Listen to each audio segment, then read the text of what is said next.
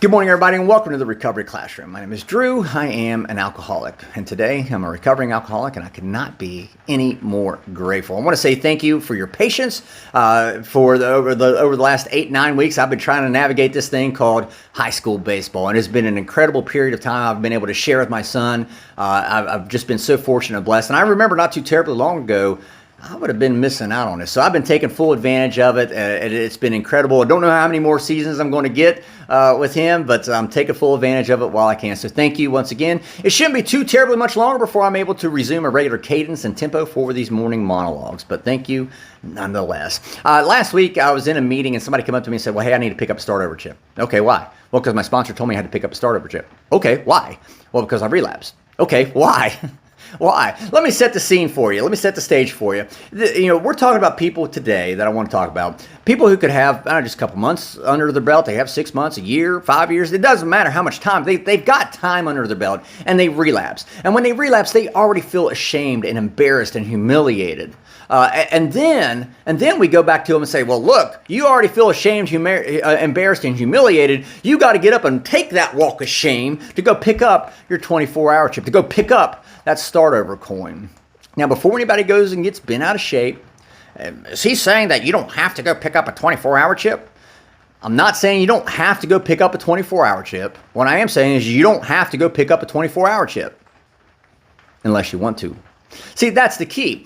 I work a suggested program. I would never tell somebody what they have to do. That person who relapsed, they probably already feel humiliated and embarrassed, as I mentioned. Why do I want to keep piling on? Sure, I might ask them, hey, have you considered going and getting a start over chip? Have you considered picking up a 24-hour chip? But I would never tell them to. And then from the person who's relapsed, from their perspective, and I think all things being equal, this is a fair statement to make, or a fair question to ask.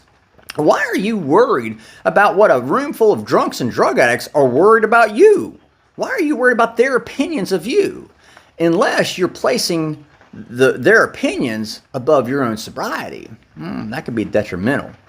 Definitely detrimental. If picking up a chip helps you find closure and helps you move on, then by all means, let me be the guy to hand it to you. Absolutely. But don't let a chip, a piece of plastic, a piece of aluminum, whatever, don't let that keep you from coming back into the rooms. After all, our connection with the rooms is our connection to like-minded individuals. And breaking that connection can have detrimental effects on our sobriety. Remember, you're not just picking up a chip for other people. I believe that. I believe it's true. Yes, you do pick up a chip for other people to show other people. Agreed.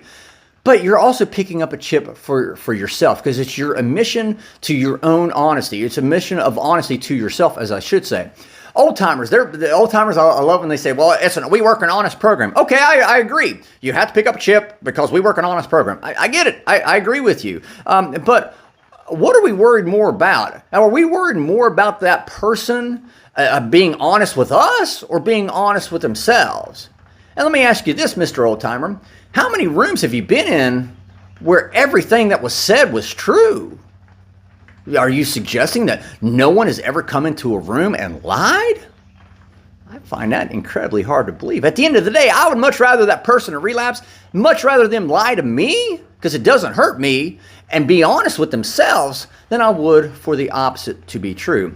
And when it comes down to being honest, especially from the old-timers who may have 10 years, 5 years, 10 years, whatever, 50 years under the belt, if you were sober yesterday, then shouldn't you too be picking up a 24-hour chip with the person that you're demanding they pick up a 24-hour chip? Granted, you may have been sober for 25 years, but if you were sober the last 24 hours, does that too not qualify you to go and pick up the chip with the person who relapsed and has been sober 24 hours? In other words, if both of you have been sober 24 hours, Mr. Oldtimer, why are you not picking up the chip as well? After all, don't we all start over each and every day? That being said, I'll let you guys go. Thank you guys for letting me come in and share 5 to 10 minutes of your day with you.